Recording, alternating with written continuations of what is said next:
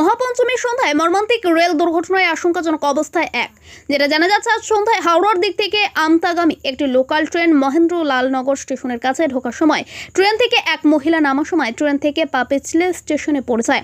ঘটনাস্থলে গুরুতর আহত হন ওই মহিলা। তাকে স্থানীয় মানুষজন তড়িঘড়ি উদ্ধার করে চিকিৎসার জন্য জগৎবল্লভপুর গ্রামীণ হাসপাতালে নিয়ে যায়।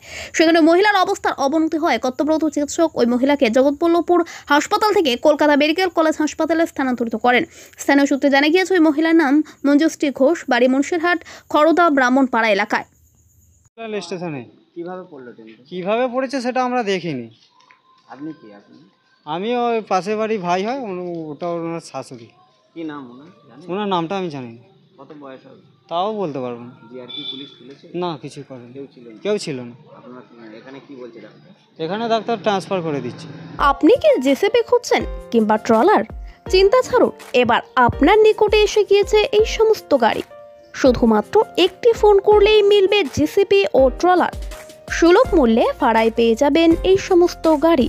তাহলে আর দেরি নয়, আজই যোগাযোগ করুন আমাদের সঙ্গে।